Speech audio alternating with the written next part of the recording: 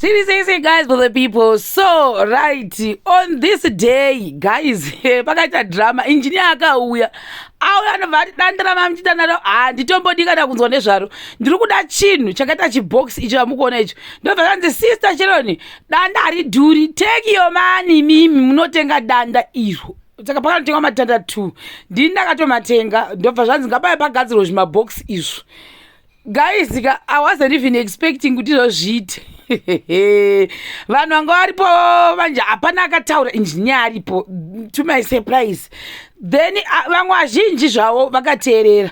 Animukuona seuyo danda rake ngaripinde richingonogara straight. So ndona takasvika tikagaswa nanina engineer. Rimwe racho ranga ripo vanhu vanga varivhuna. So danda iro rakatanga kuva gold guys, yekuti vanhu vakatanga kugwirana kuti ndipe ndipishire rangu, ndipe uyemo. Saka apa pauyanga akatonzi ngachigadzirisa, mukuona zvaitika apapo rochichizirwa because danda iri raifanira kungopinda straight. Guys, sechinhu chandatomboita inini muupenyu hwangu, like I said, kuti everything we are doing pa this project tinenge tine guidance yani ya engineer, and inini am someone who is willing to learn zvinhu zvese zvatechita. Saka apa mukuona apa kutevedzana vanhu vachiti uya nedanda kwangu, woti uya nedanda kwangu, woti uya nedanda kwangu, but boys ramuri kuona nebhulu iroro mandururana asingaitiwayo. So zvavakazotanga kuda kuita vakomana avo guys shura vakomana manje vanenge vakomana vemusombo. So now vatanga kuti engineer wacho ni iye azombowire nechidanda chake what. Saka vaida kumobilize vanhu vose kuti vaite sei, vaite 10 against us, but engineer paanga aripo havanaita sei, havana chavakataura at all. Mukadzi ane mwana ndiye mwakaya kuzoita sei kuzochera gomba, havakarishingirira gomba rero. Saka apo iro futi rakaramba kupinda pa think iro, but vamwe zvavo vajara zvemakomba haana kumbonetsa kupinda. So vanhu vese ndona vanga vakushanda naro. Saka mukatarisa ipapo vanhu ava vese ava uyo rairamba kupinda, rakatoramba vatoribudisa ndovatonzi gadzirisa. Saka ipapo ndo ranga ranga gold redu iro ranga rapo goridhe riri kutopimwa naro wozviona. Hapana kumira kwazvo guys kana vanhu vaita uyu. So vamwe vanogona kubvunza kuti sei makatanga machera makomba like that. Our engineer akati ngatitange tapega macolumns zvamukuona izvo, then after that todira mabase, after tadira mabase todira makola, toshata macolumn tobva tamadira macolumn aya, then takapedza toita backfilling yedu tonyatsa kurama mukati. Ivhu iro hariite kuti backfilling, then our client akati angunangu handiridi kuti futi ringe richipinda boss akaita chidhakadhaka. Then I also realized kana kuti ndakadiscover kuti kune side rejojo tanki uko mvura payakambotanga kumbonaya later on after izvi tatombopedza izvi ndakaona ndofungana vakaita naro backfilling ire rakatanga kudzika rinomuvha ivhu iro. That's something that I discovered. So our client akati ini ndoda kuti sei ndoda kuorder zvangu magravel. Saka ni zvakurava kuti dhaga rese reblack iro harichina basa iro haritoiti. Muchazokuradza parimwe pakatanga kunaya futi apati mavidhio aya guys ndeye last month chaiyo haasi eizvozvi pari kunaya mvura, ndeye kudhara. But like I said tatikangomachengeta tichitozokuradzai later. Ava vamuri kuona ava sekuru ava kusaidi kumwe kwacho kwakusayasa kuchizerewa. Engineer wakatitira drama musi uyu vakazochizera. Vazhinji zvavo vanga vasina problem nekuchizera because hatina mvura taita issue nawo. We fed them, we paid them well, vakabva vaenda. So we never had issues except those 4 guys vanga vari kukona kwananga nebhulu ava ndo vaida kuzama kuda kukona vanhu kuti paite senoise. Then hapana munhu akavadevera zvachose, but tazongozoona kuti timu racho itimu reviolence plus vanoita kunge vanonokora. So isusu we made sure kuti kana tikangonzwa information yekuti munhu akadai hatina mbobvira tamboainda hatina kuda kumbonesana navo kana kuti kudii. Saka vaidzorana vega, then vachipedza taingomeka sure kuti munhu wese abuda nechiredhe yake. And also pama next round anopinda tatisingazokudedzi chete, simple as that. Ndo yanga ingoripo mutemo iyoyo. Saka vanhu vese vakazotanga kuchiitwa follow up nasekuru Beno vachinetsana nasekuru Beno vachipinda. But those guys sekuru vandaivatsvaga kuti vari kupi, handazomboona kuti vakaenda nepi.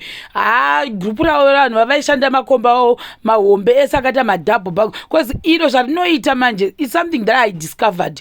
Saka ari mukuona apa kuti papiswa izvozvo, then achaenda nacho pamberi apapo chidanda ichocho kureva kuti ndo ratinoti double iroro because anenge ari makomba 2 akabatana. So pakazoita discovered later kuti aiwa sister isusu hamungati gomba 1 iri rinenge rakata double riri equivalent to double makomba mori chaja riri 1 hazviite iro futi ranga risina kutwa zvakanaka rakazowedzerwa futi mozviona kuti ranga risina kutoita level saka ndopa vaitonongedzerapo pamukuona vachoti pada kugaswa saka vakapagasa zvavo handinamboita issue netimu iro so wari yangu hamukuona kuti rimwe riri kutsikwa riri kubva rapinda mukati tatakutya manje kuti mvura ikazotanga kunaya Mwari wejehovha wehondo achadhirikira makomba ese nemazibwe nemaziringirikina muri kuona mazihipi ese echidhakadhaka ndio yanga yafiye yedu so vanhu vazhinji vanga kuti dai mukagona mukakasira mvura isati yanaya so that makomba enyu asadhirikira mudire mabhesi because akadhirikira muchaona nhamo. I will tell you a different story kumberiko muchaona zvakaitika but anyway inini pesi yangu ndaifamba nayo pane because I remember pane mumwe pandakazomboona futi pane pamwe pastand tatakatowanda vanhu vanga vaita zvemakomba kusaidi kokoko vanga vachikwikwidzana but imwe yacho yaitonzi upstairs last year vakamboita ndobva yadhirika makomba.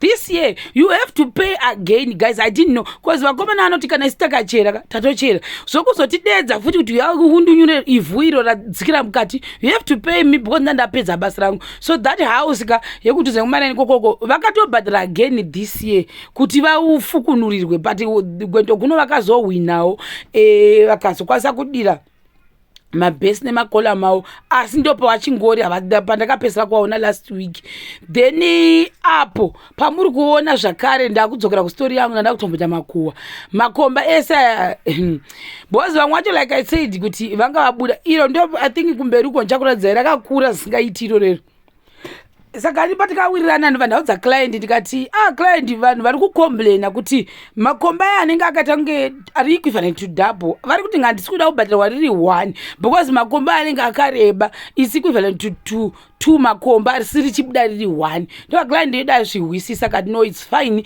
ngatingoitai zvipere client yedu yaihwisisa aitikai extra because inaye prefer kuti ndikuexplainire zvinhu zvandakatodzidzawo mukuita this construction kera business ratikatanga iyi so kazhinji kacho communication yacho yakanyanya kukosha hamunozviona munhu I prefer futi kuti atore chokwadi chake ari munoona futi apapo panezi hipapo I asked you kuti imi panhu pasenyanyeta gap apo why hapana kufusigwa because vanhu vaimhanyira makomba saka kumhanyira makomba takazoona leta kuti vanhu vakadzura simbi vachinobata makomba ndobva pane area iyo pafusirwa makomba 3 hamunozviona manje which is something chatakazogadzirisa zvedu pakazoya vanhu vestiu but anyway ndo zviripo guys for the people.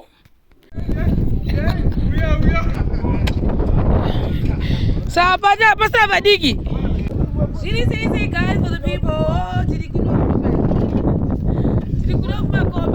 makomba guys ndakazoti kuna vakadzi vakasimba guys mudza vachiri kundishoka nhasi ndakatomboti zuro ndakatoti koi makomba mukadzi gomba sei mukadzi angagona kuchera gomba here zvanzi anochera but akabatirana ndomwana wangu but rapera ndofara zvangu kuti vazopedza ndachivahwira tsitsika munobuda mugomba umwe here amozviona saka ni nhasi tatine inspection yaengineer okay hakuna chakanaka guys like it every day BP neiri kumumu because tinoda kumhanyira nemvura saka mukatasa kwese uko makomba akachekwa ese tichitasa nekwese uko mukona mazihipi kana mudenga muchiona kwese uko makomba akazara uko makomba kwese kusvika uko kwese makomba ega saka patakatenga kuuya guys you remember very well takanga tine camping jet right now as we are talking to you tane makomba saka engineer anga achiuya kuzoti ameasure aone kuti depth yake ndiye because mvura handidi kuti inaitsina kuti sei kudira mabhesi edu nekusa macolumns mukati pemakomba ndo prayer yedu yatinayo kuti zvedu zvimesika everything nhasi taenda kunoita payment yachoni uyu guys behind the scenes that's the reason why I was not able to post anything on my page because it was not easy muchiona mipindi apa moiona kuti moona mahipa zvasiri nyore panapa I think we had more than 30 people vanga vachishanda panapa so it was not easy for me kuti ndombosangana mukaedita omhanya wodedidi sana ndakazoti pfungwa dzangu dzese dzinge dziri panzvimbo 1 ndichita zvakaita by the way guys this client handidi kunyeba in the name of Jesus ndakunamata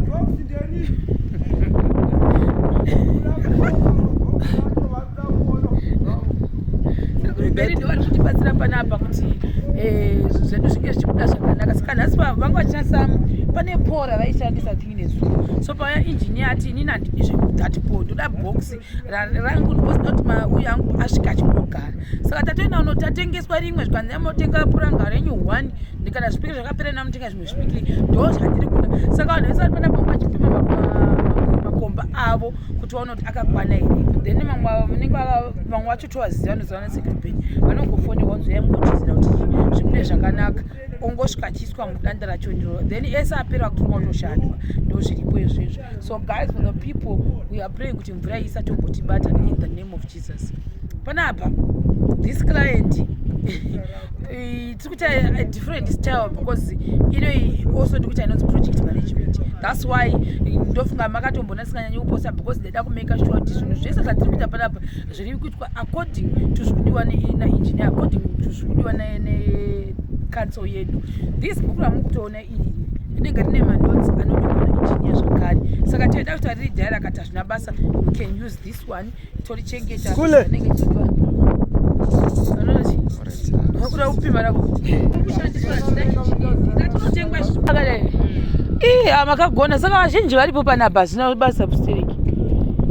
Ndofunga only a few ndo vasipo. Most of you muri pano ava tovaziva vese ava vakaita ayani vanongofonegwa. Sekuru Benzo mamusingati pa 3 apo vano wacho varipo pano. Asi ani munovaziva vanongo kana akatadza kupinda anongodedzwa yochizera atovaziva. Nyemba dziri paizvi takavabhadhara.